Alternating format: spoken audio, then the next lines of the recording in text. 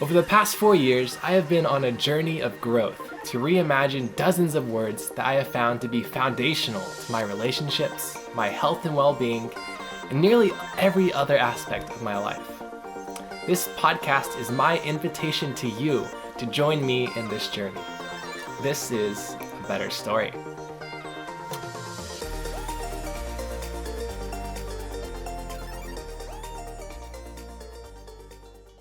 And joining me today is one of the many mentors of my life.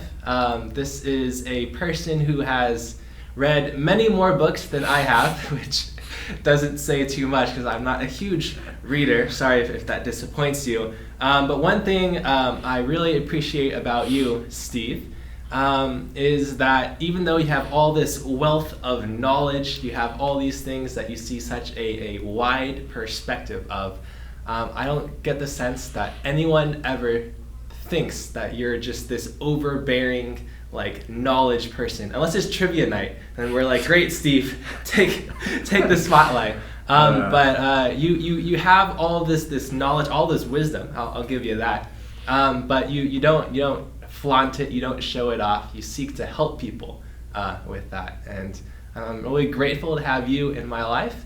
For more than just that, I think of you as a friend, and I'm grateful to have you here today. So welcome. Thanks. I am glad to be here. This is fun. Yes.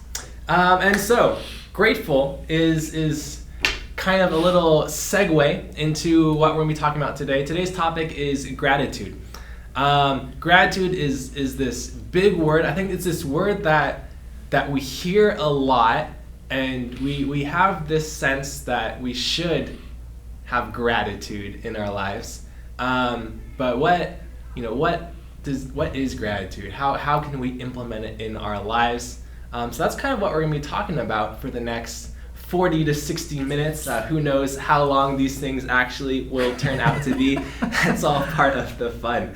But yeah, we're going to start off with this segment that we have every episode. We're calling it our 5 and 5. You have 5 seconds to talk about your own personal definition of gratitude, and then 5 minutes to give a little Steve story about your life experience with gratitude. Oh boy. Go for it. Okay. All right. So the first thing is my definition of gratitude. Right. But not a dictionary definition. To me, gratitude is that feeling you get when you are doing something or you have an experience and you have that sense of wow, I cannot believe I get to do this. I can't believe I got to have this experience. How cool is this? Just that sort of awe and wonder of I get to do this would be my personal definition of gratitude. That's so interesting. That's completely different than mine, but I love that. I love kind of the impact that brings to gratitude. It's not just this theoretical thing. It's something that actually moves you. 5 minutes. 5 minutes. So it's really interesting that you asked me about this word and even this format of 5 and 5 because I haven't really shared this story with too many people here in the Davis part of my life. But when I was about 2 years old, I was so I'm a pastor's kid. My dad was a pastor, and he was my parents were at some church event, and so when they were doing stuff at church, they were doing college ministry at that time. I oftentimes got dropped off with my grandparents because we just lived around the corner from them during that stage of life. So I was at my grandparents' house. I'm 2 years old. I'm in the backyard, and they were doing something. They kind of turned their back on me for a minute, and I ate the mushrooms off of their lawn. No. And I don't know how many I ate, but I ate enough that it was serious. And I was in the hospital for 4 days, and by all accounts, I should have died. In fact, there was a moment in the kind of the first 24 hours where it was very touch and go. My parents weren't sure if I was going to make it out of that. and then things turned around and the fever broke, and I did obviously get better. I am still alive. Although, from time to time I have these moments where like I can't remember something, or I feel like I'm not able to perform at a high level. I'm like, it's probably the mushrooms. But the point is, like, that's always been a significant part of my life story, and it's not something that I think about every day necessarily, but from time to time I do have this, that moment comes back up for me of this sense of like, I could have easily died at the age of 2. Like there's even, to a certain extent, this reality in which I shouldn't even be here. 2-year-old kids don't eat copious amounts of poisonous mushrooms off the lawn and like come out of that. So all of that to say is I think I've always had this sense of, again, whether it's like super explicit or not, this underlying sense of like this life that I have is a gift. And by all accounts, I shouldn't even be here. And so, to use the word of the day, like always have had this kind of underlying gratitude that I actually am here. Wow. And that I get to do this, and that I am alive, and that my story didn't end on a lawn in San Jose in 1982, but has continued on. So I think like that sort of foundational experience and foundational narrative has really shaped a lot of my perspective. And even when things are really crummy, I'm still alive, and I'm still breathing, and I'm still here, and that's a gift. And so kind of, I think that's a big part of sort of my just foundational worldview, but certainly when it comes to this concept, recognizing that at the end of the day, life is a gift, and it's pretty incredible that I get to be here and do the things that I get to do.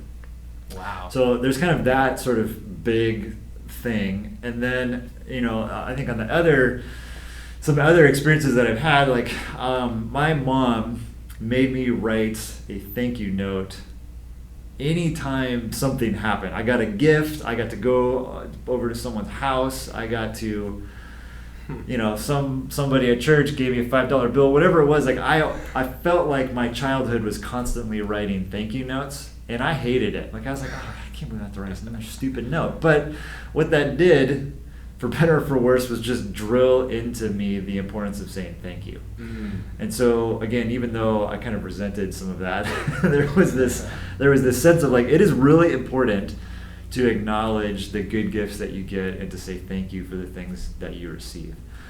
And so I think kind of those two things for me really speak to this idea of gratitude, that again, we receive life as a gift. It's just amazing that we even get to be here and experience any of the things that we experience. And then as things happen to us, as we receive good gifts from people, just the importance of saying thank you. Not just to acknowledge the gift that was given, but just as sort of a fundamental practice of like, wow, that is actually really cool that my grandparents send me presents on my birthday. That is a blessing that person brought me a meal, or took me out to lunch, or whatever the thing is. Like, not taking those things for granted, and again receiving them as the gifts that they are. I love that, because I feel like, so before you, Steve, it's been only Michaela up to this point that I've talked to, and Michaela and I are dating, and I feel like there's so much that I appreciate about Michaela and my relationship, but it's when I take a step back and think to myself, like, man, this is like really awesome. I am so thankful to be a part of this, so thankful to have this opportunity to be dating her, that really, like, that's when it like washes over me, like, yes, this is like such a blessing, because I think it is something to have this like underlying assurance that something is good, but actually having that gratitude kind of makes it like a whole experience instead of just like an underlying experience. Thanks for sharing that. I didn't know that story about the mushrooms, man. 2 years old. I had so many mushrooms growing in my backyard growing up. Oh, I'm glad I didn't eat any of those. We are all one step away from death at every moment. Oof. Too real in 2020. I know. Oh, man. Well, cool. I'm going to jump into my 5 and 5. All right. 5 seconds. My 5-second definition of gratitude. I don't think this one's going to last 5 seconds. It's my David definition of gratitude is it is a posture of appreciation. So, 4 words there. 2 of them don't really matter, a and of. But kind of posture and appreciation. I feel like gratitude, it's not words that you say. It's not, it's not the word thank and the word you and saying it in a way that your voice gets a little bit higher so the person really knows that you're excited about it. It's really like a posture. And when I think of posture, it's like everything in your body is aligned in the correct way. And so when I think of gratitude, it's not just about saying thank you. It's not just about having a smile. It's like, I know we're both fixing our posture as I talk about posture. It's really everything being aligned and really this like inner feeling of gratefulness. Kind of, you were talking earlier about the awe, like almost like not believing that this person just did something for you. Even if it's something so small as like saying like, hey, your shirt looks great today. I love coffee. You brighten my day. It's not just the words coming out of the mouth. It's the posture of it. And then appreciation. We've been talking about this before. Don't really need to say it's not just noticing something, but appreciating it. Mm-hmm. That's what completes it. My 5 minutes. I have 2 quick stories, kind of like you. Hopefully, I'll get them all out in 5 minutes. My first one is kind of strange. It's a very David story. This happened a couple years ago. One of my friends named Naran was visiting Davis, and he was sitting on our couch, and he was having a conversation with one of my housemates about gratitude. He was talking about how he took an entire college course about gratitude, and it was really? Wow. It was like 15 weeks just talking about like all of the amazing things that gratitude does. Whether it's like mental, physical, emotional, you name it. What like department or category of academia was that class a part of? Well, it wasn't Davis. It was a private school in SoCal called Biola. You've probably heard. Oh, it was a Christian. Yeah, it was college. a Christian college. Okay. Yeah. One of those. But yeah, I think it's still so it's awesome. Still really cool. Yeah. Like, and I was kind of standing. I kind of walked into the conversation. I was just listening. I had missed the first 2/3 of the conversation, like the part where they had talked about like all of the actual benefits. But I just got this like sense of like, you can talk for 15 weeks about the benefits of gratitude. I should try to be more grateful because it'll be like super positive for me. And so literally, I kid you not, from like that day and like moving forward, I just tried to be more grateful because I thought like, man, this would just make my life so much better. You could teach a 15-week college course about gratitude. And so I've tried to like truly be grateful and to have a posture of gratitude kind of ever since then. I mean, it's not like I was an ungrateful runt before then. I wasn't too young. But that was the moment where I was like, man, gratitude must be something that's really good. And I think in the past couple of years, I have found it to be very good. Surprise, surprise. So that's story number 1. Okay. Story number 2, I was biking. I think people who followed this podcast for a while will know a lot of stories about me biking and almost getting run over. But yeah, there was a woman who was in the road, and she just decides that she wants to park on the side of the road. But I was beside her. I was probably in her blind spot. But she didn't there's no warning. She just goes from the road into the bike lane and like parks on the side of the road. And I was right there beside her. Oh, yeah. So I slam on my brakes, and the car like just passes like right in front of me. And then the car behind her is just like honk, honk, honk, like holding it down. Literally like pulls up beside her, rolls down the wheel, and just starts like yelling at her. And meanwhile, I just kind of like bike around, I try to act like nothing ever happened. And then the car that was honking at her like pulls up to me, and he's like, "Dude, like she almost killed you." He's like livid. He's mad for you. He's mad for me, which I kind of appreciate that, to be honest, because I try not to be like mad at times, but sometimes it feels like this feels like a situation where some anger is warranted. So I was like, I'm glad he can be angry for me, because I don't want to be angry at this person. Anger like ruins my day. Kind of like the opposite of gratitude, like kind of makes your day better. Like being angry, I feel like that makes your day worse. Not that being angry is always bad, but like he was like, "Man, like she almost killed you," and I was like, "Yeah," and I was like, I responded really positively, and he was kind of like straightened up. But for me, it was like, "She almost killed you," and I was like, "Yeah, like she almost killed me, but here I am. I'm alive. Like I'm grateful to be. I'm grateful that she didn't kill me. I'm grateful, honestly, that you kind of yelled at her. Maybe I shouldn't be grateful, but I'm a little grateful about that. I'm grateful I get to share this moment with you." And he's still like livid. It was so funny because he had like his son right there, and his son was just cracking up about this whole thing. Like I still remember like how he was just like busting up laughing about this whole thing. Like his dad was livid, I was like joyful. Like the whole situation was just hilarious to him. But it really that situation sticks out to me because it was like I can imagine two people being in the same exact situation, and one person will have been very, very justifiably like riled up and angry, and I think I was justifiably grateful because I was alive and completely unharmed. And when I went home, I was about 2 minutes away from home.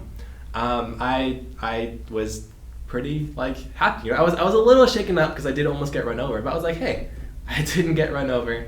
Like today, like I'm doing all right. And like that really had a positive effect on the rest of my day. Almost getting run over had a positive effect on the rest of my day. And it really makes like real for me, like, yes, like gratitude is something that can take something that was almost terrible and make it to like, yes, like, and make it like positive in my life, and I think in a lot of people's lives. So that's my two stories. It's always a challenge for me to get it to be 5 minutes or less. Hopefully I was close enough. You're the boss, so you can do whatever you want. You have any thoughts about either of those? Any Steve reflections? I have a fun fact. So, did you know that Biola stands for Bible Institute of Los Angeles? I do know that. Right? Yes, okay. My brother's an alumni. So. Okay, yeah, insider knowledge. People are always like, "Whoa," when they find that out, because they think it's like a Greek word or some like kind of clever Christian thing. I was like, no, it's just an acronym. I do think that. So we kind of made fun of the whole Christian college thing there for a moment, but I love that there's a class on that because I do think that I don't really like these sorts of like there's two kinds of people in the world. I think life is obviously much more complex than that. But again, I think you either wake up in the morning and go, "Oh my gosh, I get another day," and how cool is that? Or you wake up in the morning, I got to go to work or what, And I think those are just two fundamentally different postures. And I think that posture of gratitude, as you were talking about earlier, of again, that sense of awe and wonder that we are alive and that we get to be here versus the posture of just get through it or grit and bay your teeth or live for the weekend. I mean, whatever those things are, to me are kind of the two sort of fundamental ways that you can go through the world, and so I think it's great that there's a class about that because to me, I don't even know what the right word is, but a good life, a quote unquote successful life, is very much tied to this posture of wow, what a gift to be here and to be alive. And I think life is just much more difficult on the other side of that. But that's my experience. Yeah, I want to jump off of that. We've been talking about this posture of gratitude. Say someone's listening to this and they're like, man, like I really want to have a posture of gratitude, because maybe they wake up on a Tuesday morning and they don't want to go to work. You know, they got kids that need to be taken care of. They don't really want to, spend the first moments of their day taking care of the kids when not everyone has to take care of kids. Like I'm living a great life. Like I wake up and I take care of myself, but like how I think of a physical posture, and you say like, oh, shoulders up, back, drop them down. That's great posture. And yet it's also, you need to work out your back muscles so that your back muscles are strong enough to hold the posture. You need to eat right so that you have the energy, because when you're low on energy, it's easy to let that posture slide. And so while in some sense you can just say like, oh yes, I need to just have a posture of gratitude. Like how do you actually like obtain a posture that can be carried forward? You have any thoughts? Yes. So I think, again, two kinds of people in the world: those who wake up grateful, those who don't. Again, oversimplification. Sure. And just because you are, say, in that category of people who wake up in the morning and are grateful to be alive, that doesn't mean that person doesn't get depressed. That doesn't mean that person doesn't have a morning where they're grumbling or where they're annoyed that their alarm clock has gone off at a certain time. So it doesn't mean that you're always happy. But your fundamental perspective on the world is grounded in gift. And so I'm a pastor, I'm a Christian. I care a lot about this word grace. And again, I think so part of this doesn't mean that every single moment of your life is like, hey, isn't this great that we get to be alive? But it's either grounded in grace or it's grounded in some other thing. And I guess the opposite of grace would be earning, or merit, or whatever word you want to use there. But so again, just because you have a sort of gracious outlook on the world doesn't mean that everything is great all the time, doesn't mean that you're always positive and happy. But when you sort of dial it back, the foundational principle is, this is all a gift. And isn't that amazing? Now, that being said, there are, I think, a word that I like to use is the word practice. There are practices, there are disciplines. This is why I told the thank you note story, because again, I did not like doing that. That was not fun. But I hated that too. That was, and I mean, it continues to this day to be a practice, a foundational practice for me of saying thank you. And I think that's part of the importance of practices and disciplines is the doing it is more important than the liking it. Right? And so it's in the doing it, sitting down with a piece of paper and a pen, or these days sitting in front of your computer writing that email, that shapes you. The more you do that, even sort of forcing yourself to do that, creating that habit. So I think there are habits of gratitude, and many people have many different ways of doing this. Some people that I know have a gratitude journal. At the end of the day, they sit down and they write down 5 things that they were grateful for that happened over the course of the day. We do this in my family with our kids at the dinner table. Something that you were grateful for that happened over the course of the day. So there's that. There's other sorts of just kind of reflective things. There's the thank you note thing. But whatever it is, I think you do have to implement some things where, as you think about and examine your life, whether again it's on a day-to-day basis or looking at bigger chunks, and you have to do the work of looking for it. If you just one of the things that I talk about a lot is you don't drift into certain things, and so if you want to be a person who experiences more gratitude, awe, wonder, grace, again, it's not a matter of like merit and earning it, but you have to sort of arrange your life in that particular direction. And so you might think, wow, I would like to be a more grateful person. That's great, but you're not just going to sort of randomly fall into that. You have to do some things. So I'd be curious to know, you walk into your living room, you hear your friends talking about this, you hear about this 15-week class. Like, what were some things that you did to begin cultivating gratitude in your life? Yeah, I think the core thing is this idea. I talked, was it last week or 2 weeks ago? Here on this podcast, I talked about how, like, in like a lot of opportunities, like you can grow or you can not grow.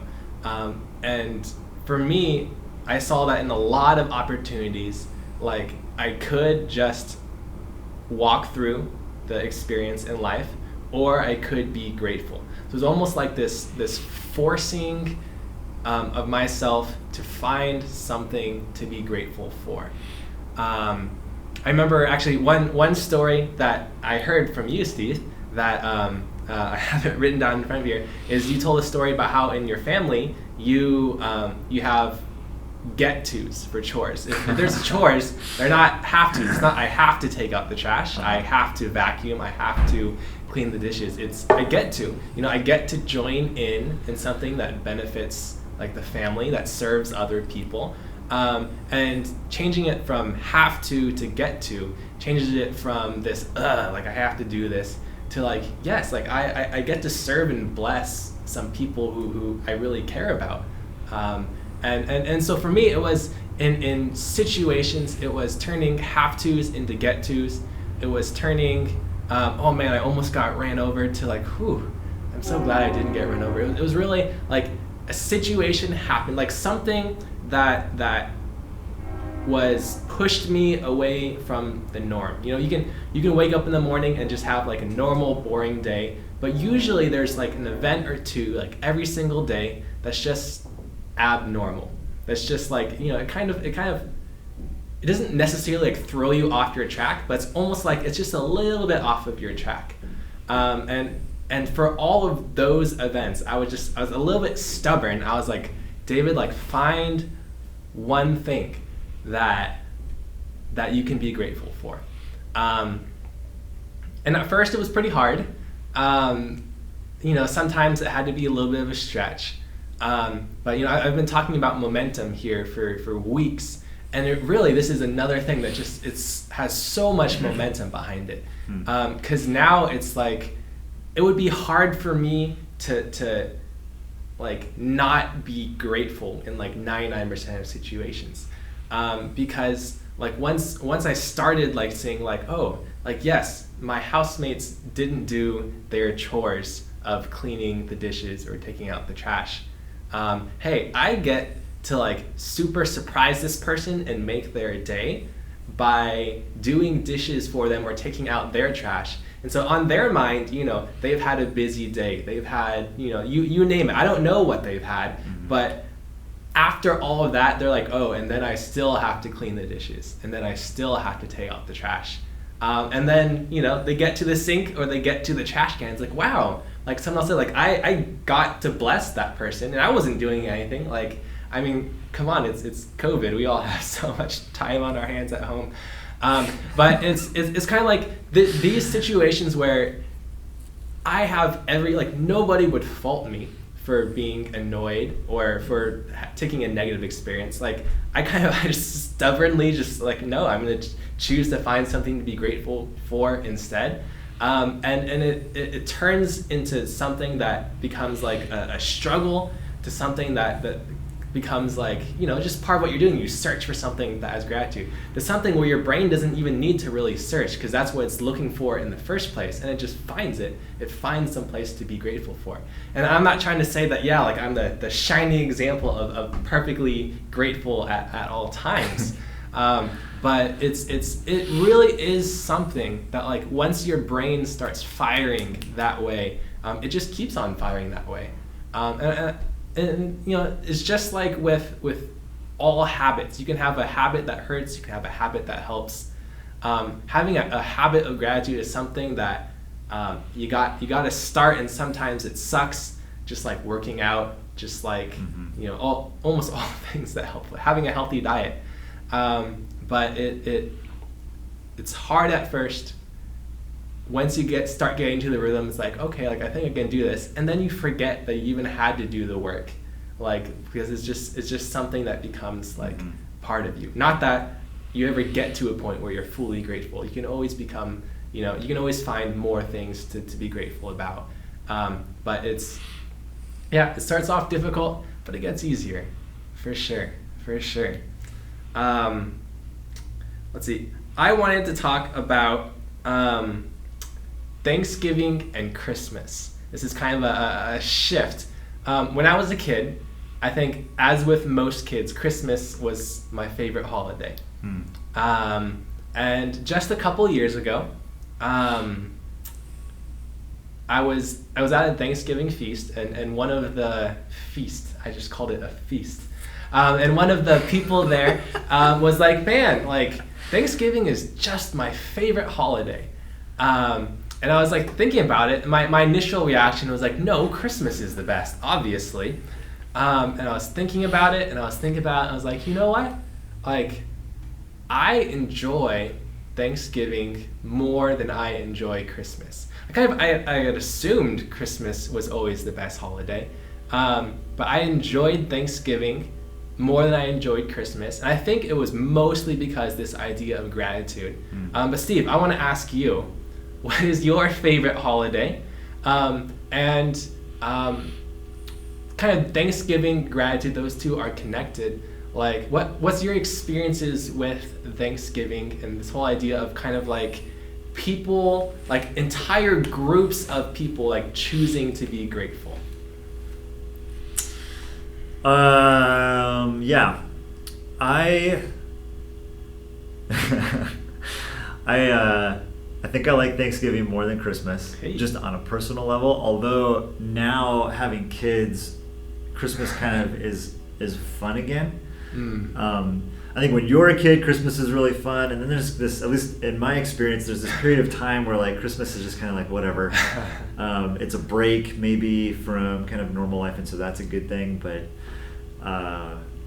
when you're, at least when I was 24 and poor, Christmas was a bummer. But then you have kids, and then you start to go, oh yeah, like this is really fun, and just kind of that like excitement that goes along with it. So it's kind of swinging a little bit back to Christmas. I really like Thanksgiving because I like to eat, and I actually like a lot of the Thanksgiving food. Like, I know there's kind of this debate out there, like, turkey's terrible, why do we eat that? But I actually like Thanksgiving food and have a lot of really good memories of Thanksgiving growing up, and so I think it's a little bit nostalgic. But in terms of like, again, sort of the underlying truth of our conversation, I think I'm gonna do a very Steve thing. Okay. I'm gonna say they're both great because they both are around this idea of gift, and I think, again, especially from a kid perspective, Christmas is all about getting, receiving what's going to be under that tree, what did Santa bring me, or whatever. But if you do it right as a parent, part of what you are teaching your kids in the Christmas season is the joy of receiving gifts. And again, tying this back into the bigger idea of all of life as a gift. And so,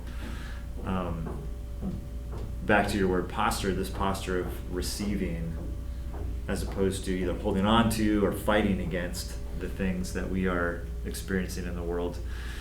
And so I think both holidays can be profound moments of gratitude. But again, a lot of it has to do with your posture towards it. This is just a totally random thing, but as a pastor, my least favorite holiday is Easter. which is really funny because you would think like, oh, Easter is great, right? But usually it's super draining and a lot of work. Huh. And so I'm always glad when Easter is over.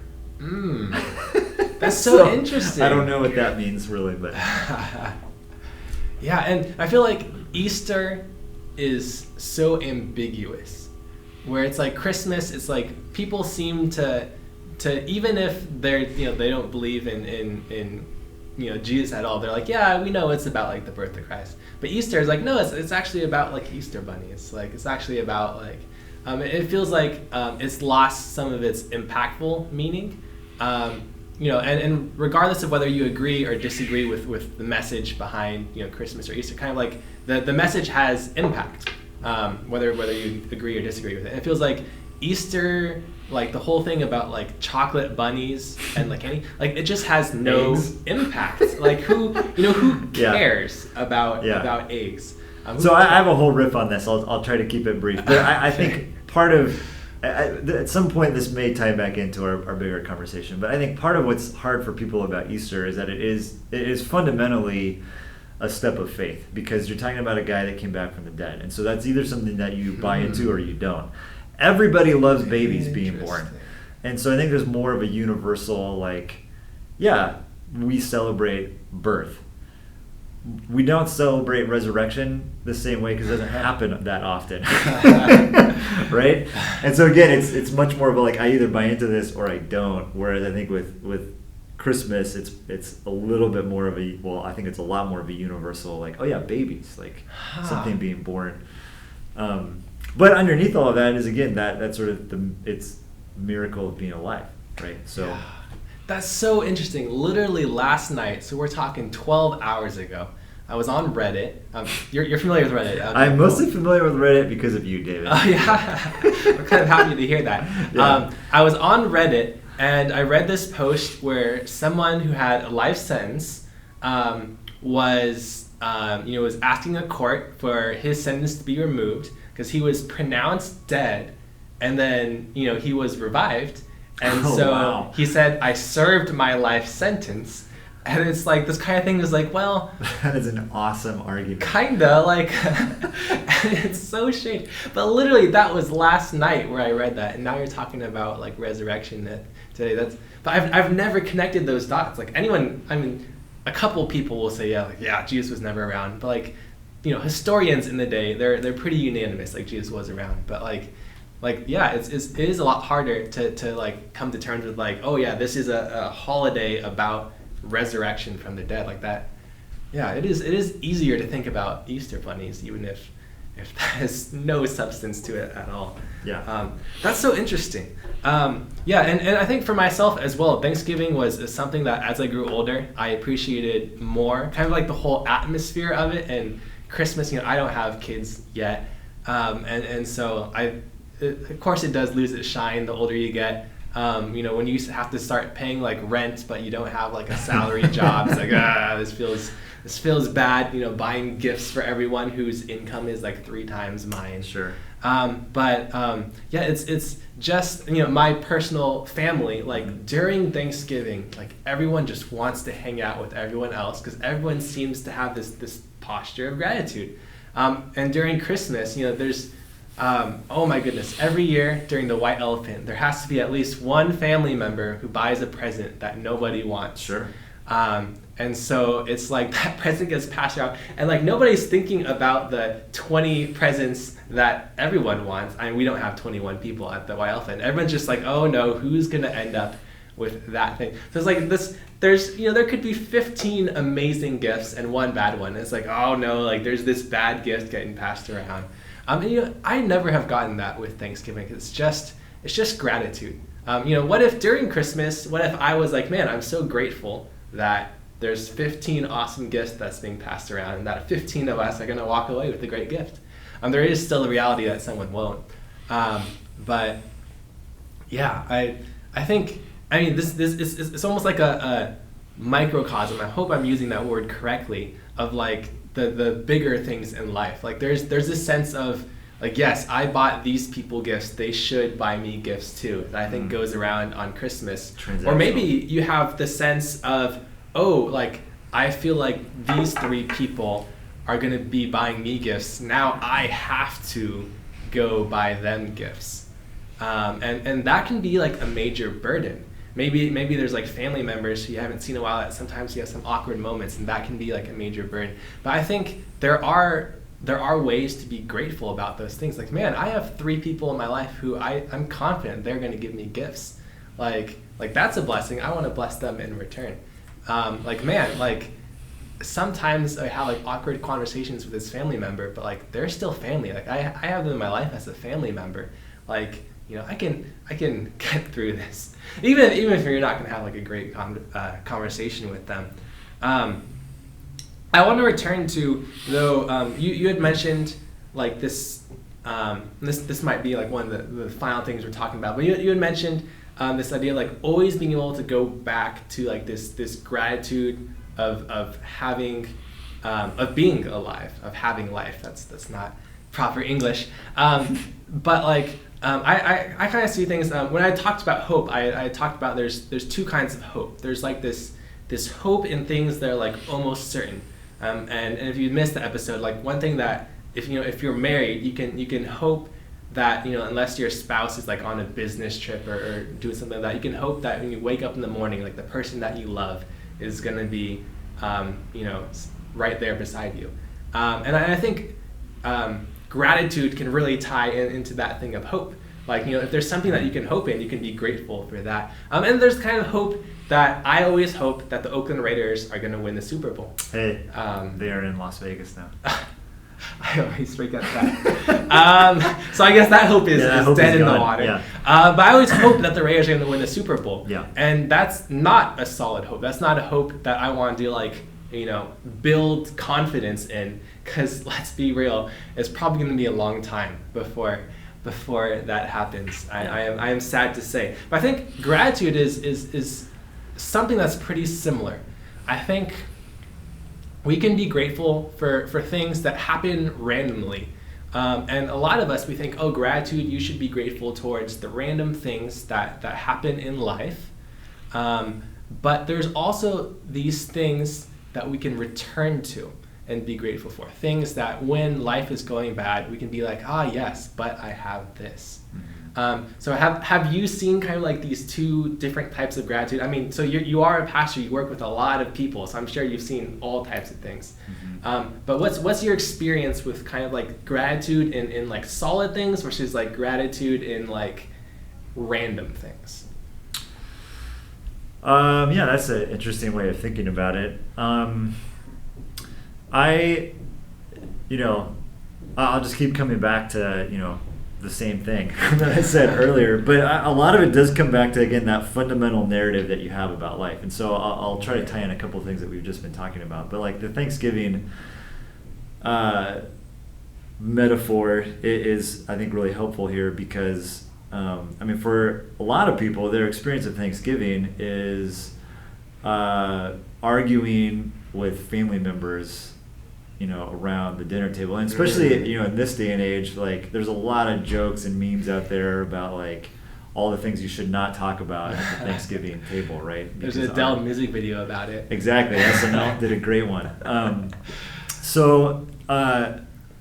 Again, for a lot of people, there is that sort of negative, experience, and there's all kinds of different reasons for why that would be. But I think, in thinking about my own family, like, what do I want my kids, my family to experience at Thanksgiving? Do I want it to be this time where we get together and we either pretend like everything is fine and don't bring up any difficult topics, or where it's just like devolves into arguing and chaos, right? Or is this a time where we actually do pause and we name the things that we are grateful for? So some of it, some of those, especially family things, are a little bit out of your control. But again, developing the practice of, for my family, Thanksgiving, to continue using this example, is not about pilgrims in America. It's about, here's a time in the year where we're going to set aside some space to think about the things that we're grateful for. Why? Because to be a follower of Jesus, again, from a Christian perspective, is to live from this place of receiving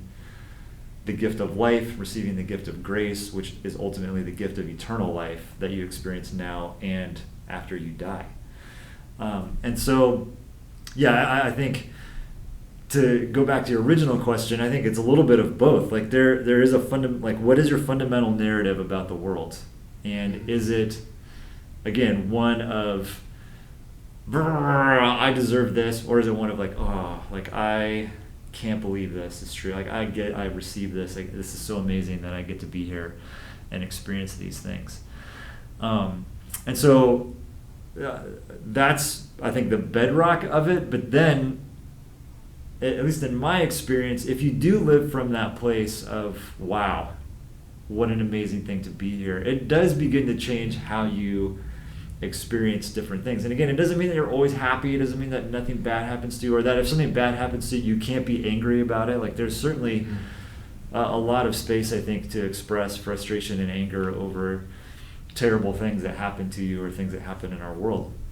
But there's the people who live from that fundamental narrative of receiving, of grace, of gift. You've probably heard me say this before, but in the Greek, the root word for joy, grace, and gift is the same. Chara, charis, charisma. It's the same Greek root for all three of those words. So there's this sense in which gift, wow, grace, joy, it's all connected. And if you live from that place, you begin to see things, I think, much differently. And so you begin to see beauty in some of the absurdities in our world. Pay attention to the people in your life who laugh a lot are people who I think are living from that place of gift and grace and gratitude. People who don't laugh very much are probably living from some other story. So back to your idea of a better story. I think you may have also heard me tell this story before, but I heard this story from a guy named Simon Sinek, who wrote a book called Start With Why, or Know Your Why, or something like that. And he tells the story about these two guys. They are stonemasons. They're building a building, and one of them, is asked the question, do you like your job? And he says, well, it's hot and these rocks are super heavy and I've been doing this my whole life and it's probably not going to be finished by the time that I die, but hey, it's a job and it pays the bills. And the second guy is asked the same question, do you love your job? And he basically answers it the same way, right? Like, it's hot, the rocks are heavy, this is backbreaking work, it's probably not going to be finished before I die, but I'm building a cathedral. I love my job. So one guy, hey, it's paying the bills, whatever, it's hard, but at least I can put food on my table. The other guy's like, I'm doing this amazing thing. Like I'm building a cathedral. And even though I'm not going to be the person that puts the last rock in the wall, this is I can't believe I get to be a part of building this thing. And so again, those are just two very fundamentally different stories to live from. Are you just paying the bills, or are you building a cathedral? And I think this very much, like that second stonemason is very much living from that place of gratitude of like, I cannot believe that I get to do this. Yeah. Well, that's awesome. What better way of ending our discussion on gratitude with that? I think that's so true, that two people can do the same exact thing, and one person can get so much joy out of it, and if you're not someone who's a laughy type of person, I'm sure, Steve, you in no way were trying to take a shot at people who don't laugh a lot. But I would encourage anyone listening to this, just because you are one certain way, ask yourself, would you rather have more joy in your life? And don't ask yourself in a way that kind of feels like you should arrive at a certain answer. Try to ask yourself with that in front of you. Would you like to have more joy in your life? Don't assume the answer is yes. Don't assume that the answer is no. Just ask yourself, would you like to have more joy in your life? And I think kind of the way I like to end a lot of things is kind of one thing to take away. And I had something else planned for my one thing to take away. But I'm gonna go with that. ask yourself that question without assuming the answer. Would you like to have more joy in your life? And if you arrive at the answer yes, like, take steps to practice gratitude. So that's my personal thing or suggestion, encouragement to walk away from this. Ask yourself that question without assuming an answer. And if you arrive at the answer yes, take steps to practice gratitude. Steve, I want to give you an opportunity. What is one thing that you would like people to walk away with, be it an encouragement or a step to take or whatever? I mean, examine your fundamental story, which is like takes some work. That's not just something where you on your 10-minute drive home go, yeah, I wonder what, like you have to kind of dig into that a little bit. And that can happen, individually. It might be good to do that with, a good friend, or even better with a counselor or someone like that. But examine your fundamental story. And then back to, again, this idea of practice, like, what are 1 to 2 things that you can do to start cultivating posture of gratitude? Is it writing stuff down at the end of the day? Is it naming a couple of things? Is it, if you're in a family roommate situation, is it creating time, in a day or over, some point during the week to express those things out loud to one another? Hey, David, what's something this week that you were really grateful for? And having to think about that and name that. And, even to like the get to versus have to thing, like, again, part of that is there are going to be times when you are doing things and it definitely feels like a have to. And so that's where you need to do the work of how am I going to approach this? And even, to use your example of the dishes, like, if you just commit to, I'm going to do the dishes every night for the next week, then that you're going to be doing it, and it's not random, and it's not something you have to kind of psych yourself up for. You just know you're going to do it, and then as you do that, you begin to cultivate that sense of like, yeah, I'm doing this because I chose to, and I carved this time out, and I'm getting to do this, versus wandering into the kitchen at 9, seeing a pile of dishes, and going, oh my gosh, like, here we go again, right? So again, sometimes it's just as simple as that. It's just kind of structuring your day, your week in such a way that it's no longer a chore. It's just something that you've said yes to. And when you've said yes to it, then I think that changes a lot about how you experience it, versus, well, I guess I'll do it because no one else is going to do it, right? So anyway, examine your fundamental story, implement a couple of practices, and see how it goes. Love it. I love it. So that is going to wrap up today's episode on gratitude. Like I say every week, if there's something here that you really appreciated hearing, that you felt was impactful for you, hey, let me know. podcastabetterstory@gmail.com. Or maybe you have an email address. I have an email address. Yeah, I don't yet have a social media account. I'm kind of bad when it comes to social media. I think I've made like 3 social media posts in the last 2 years combined. I should probably make a social media post. If you really would enjoy it, if I had a social media account, let me know. And if it's something that y'all want, then I'll make it. Why not? Or maybe just let me know something that you're grateful for in your life. And hey, if I want to start sharing some things that you guys share with me, so also let me know if it's something that you would be willing to have me share on air. That totally rhymes. That's awesome. Whether it's something you appreciate about the show or something that you're grateful for in life, I think hearing me talk is one thing, but knowing that there's a community of people that's also like pressing into things as well is awesome. Next week we are going to be talking about a word that I think has a really bad rap, but I think is a really good word and is actually strangely connected to gratitude. That word is humility.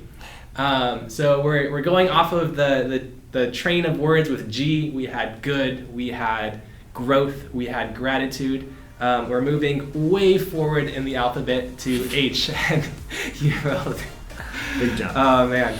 But until then, I hope that you have a great week. I am so grateful that you are here checking out this podcast, wanting to join me on this journey. Steve, any last words? All right, well, have a great week and watch out for bears. See ya.